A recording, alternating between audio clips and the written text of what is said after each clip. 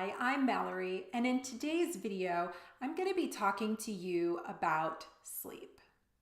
Whether you struggle to fall asleep, stay asleep, with nightmares, or even with just general restlessness throughout the evening, this video is for you. I also want to encourage you to stick around until the end of the video because I'm going to be giving you 5 tips that you can apply tonight to help you sleep through the night and feel rested tomorrow morning. So as we all know, sleep is a vital part of our overall well-being and health. We absolutely need it, and we need it in good quality. Our whole body is involved in the sleep process. However, according to Chinese medicine, there are 3 specific organs that are designed to help you rest peacefully.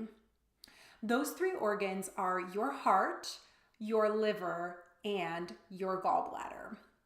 Let's take a closer look at why those organs are connected to sleep and what they do when you sleep. Your heart is directly connected to your mind. Together, when they're at rest, they give us access and replenish our insight as well as our cognition. This, in turn, when we wake up in the morning, is going to give us excellent access to insight and cognition.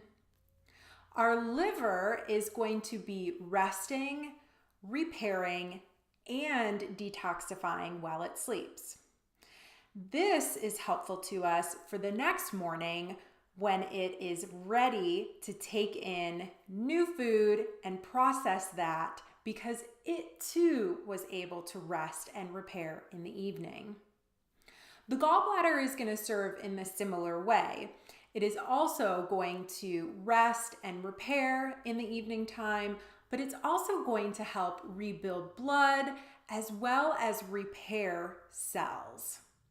If you're struggling at all with any sort of decision making or moving yourself through a new project or adventure that you're wanting to complete, your gallbladder also has to do with decision making and courage.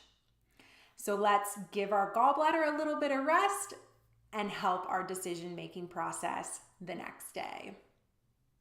So if you suffer specifically from the restlessness or perhaps rumination, constantly thinking in the evening about what happened earlier that day or what's to come, or just in general what's going on in your life, maybe you might also be experiencing palpitations. That's going to be signs and symptoms that are directly related to your heart. Your liver, for instance, if you are waking up between the hours of 1 and 3 a.m., your liver is awake and working too. So it is waking you up to process something that it was given earlier in the evening that it is just now getting to. So again, if you're waking up between 1 and 3 a.m., those are signs and symptoms that are associated with the liver according to Chinese medicine. The gallbladder is going to fall into the same category of the liver. We just want to rest and repair it during the evening so that it doesn't have to work with the liver in the middle of the night. For the gallbladder, it's best if you can fall asleep sometime between 10 p.m. and 1 a.m. So now that we know a little bit about some signs and symptoms, what these organs are doing when we're sleeping, what can we do about it? How can we help ourselves? Here come those 5 tips. The first tip I kind of alluded to a little bit before, but it is to avoid food or alcoholic beverages or sugar 2 to 3 hours before you're going to go to sleep. The reason for this is because the liver wants to rest. And when it has to process food, it's going to wake you up. So we want to make sure that we're giving it adequate time to digest and process the nutrition that's coming in before we go to sleep. Try to have your last meal, alcoholic beverages, and any snacks 2 to 3 hours before going to sleep. If you want to have a cup of tea or some water, of course, that's perfectly fine.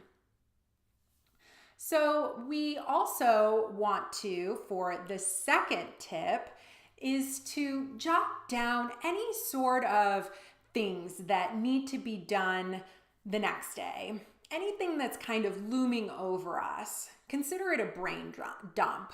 I like to keep a notebook right by my bedstand where I can just write everything down and dump it in there so that it's out of my mind and into my notebook.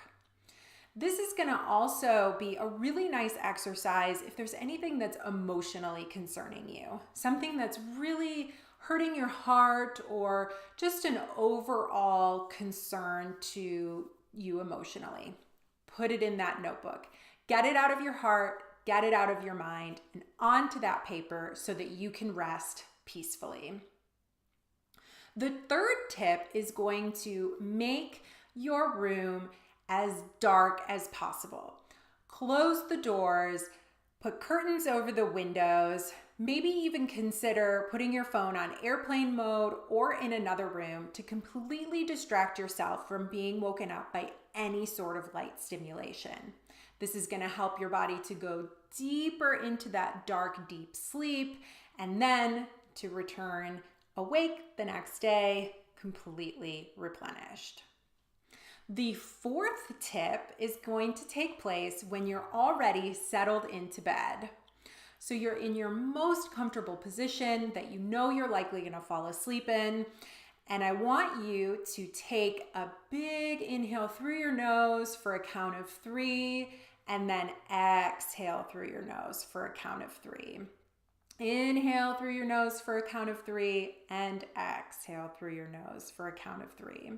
This type of breathing pattern is what we do when we are in deep sleep. We take big, long, deep inhales and big, long exhales. So we want to simulate that sort of response before we go into a deep sleep.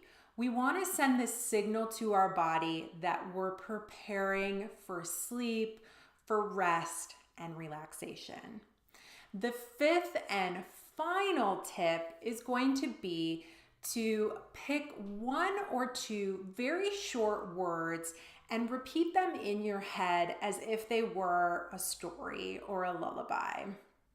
Many people like the words let go. On the inhale, you would say to yourself, let, and on the exhale, you would say go. Inhale, say let, and exhale, say go. I personally like the 2 words I am. So I'll inhale on the I and exhale the M. I'm not associating any sort of story or process or thing that happened earlier in the day with that phrase. I'm just accepting it as I am, and I'm using it as an opportunity to slow down and relax my mind. It has no responsibility to those statements. This process is going to bring you back to your childhood. So many of us were read to by loved ones when we were younger, and we found safety and security and love in those stories.